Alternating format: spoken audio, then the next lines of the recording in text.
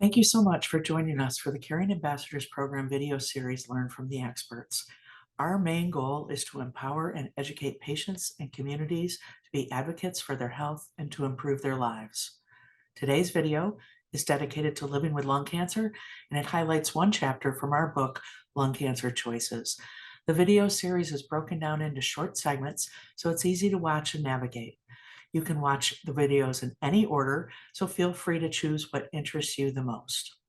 I'm Lauren Sant, the Executive Director at the Caring Ambassadors Program, and I'm joined today by Cindy Langhorne Hatfield, our Lung Cancer Program Director, and a panel of people living with lung cancer and caregivers.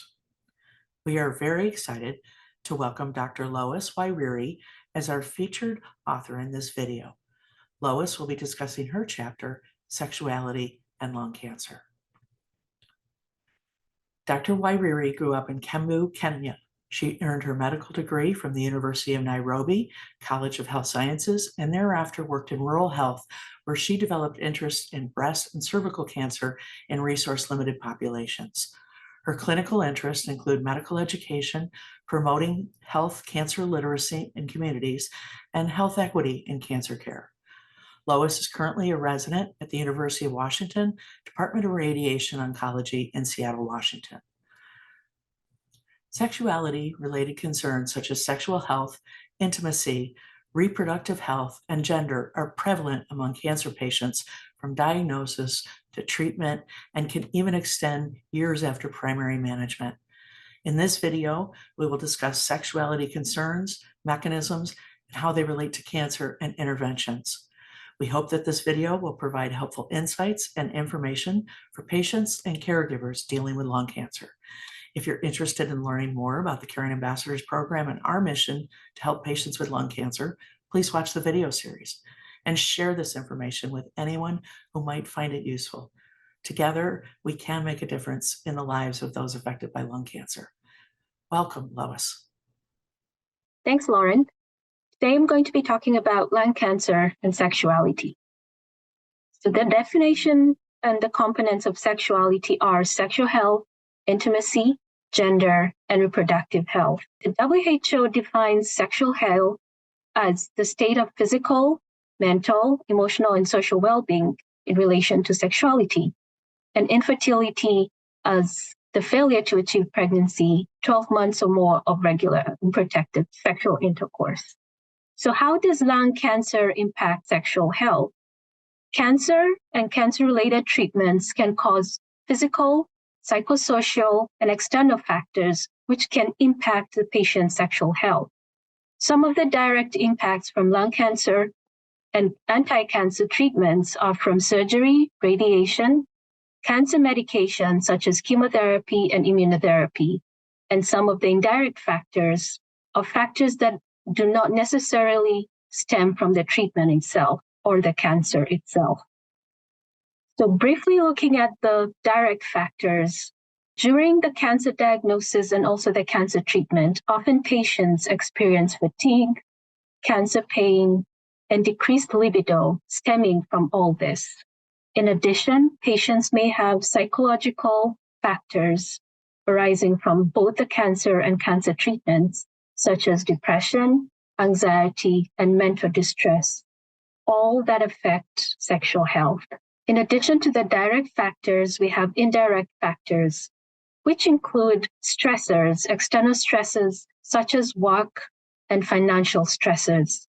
Our patients are often not able to eat adequately, as talked about by our previous presenters in the nutrition, and this may result from loss of appetite, and also side effects from cancer treatments such as vomiting and diarrhea, all which may indirectly impact patients' sexual health.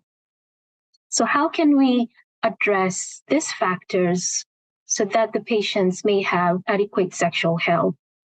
We just want to bring into light that all these factors can be addressed, and it's important for you to bring all this to the health provider so that necessary management is offered.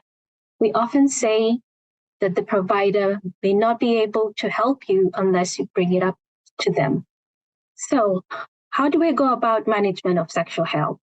your health provider may provide appropriate referrals, which may include sexual health specialists who may offer medications and counseling for sexual dysfunction. They may also include psychotherapy, and this will address psychosocial stresses such as depression and anxiety, all which contribute to sexual dysfunction. Other supportive management measures include nutritional support and social work support, who may provide assistance for the general well-being, as this can also address sexual dysfunction. Most of our patients also often come up against infertility and reproductive health. And as we defined, infertility is failure to conceive after 1 year of intercourse without contraception and may be permanent or transient. And similarly, lung cancer can impact infertility, and this varies from treatment to treatment and patient to patient. Some causes of the compromised fertility include directly from side effects of cancer treatment, such as chemotherapy and radiation therapy, as well as psychological effects of the disease and the treatment. Indirect factors include unrelated causes despite the disease, and this can include older age and underlying medical conditions. Depending on the patient, different methods to restore or preserve fertility exist and should be discussed by the primary cancer care team at diagnosis or before treatment starts, such as chemotherapy and radiation therapy. This is known as oncofertility preservation, and there's evidence-based guidelines on fertility preservation options for men and women and guidance of these options from oncologists and cancer care providers. In summary, lung cancer diagnosis and treatments can contribute significantly and affect sexual health and fertility of our patients. However, evidence-based interventions exist, and this can help address and alleviate all these concerns. I'll be addressing some of the frequently asked questions. Question number 1, can I use medications for sexual dysfunction when undergoing active cancer treatment? Appropriate medications may be initiated during and after your treatment.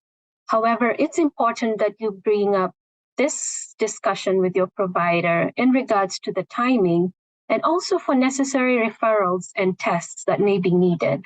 Question number 2, how do I begin the conversation with my partner? Both cancer diagnosis and treatment is a source of distress for the patient and the partner and the rest of the family. There's no right or wrong timing, and there's no right or wrong method of beginning a conversation. It may start in the clinic, after your treatment, during your treatment, or the conversation may begin at home. We just know that we have resources in the clinic that can support this conversation that is both important to you and your partner. There's also resources that may be available, and it's important to ask your healthcare provider for social support and resources that may make this process much easier for both you and your partner. Question number 3, how do I begin the conversation with my provider? Just as the conversation with a partner, there's no wrong timing to bring up this conversation. We often provide baseline questionnaires on your first clinic visit with a provider. However, during the course of treatment and even after treatment, providers can provide resources that address concerns relating to sexual health. Question number 4, are the resources mentioned for sexual health management an additional cost to me? Specialists' referrals and medications are covered by most insurance companies as they're recognized evidence-based interventions. Please discuss with your provider how to best assist and discuss further regarding to this process.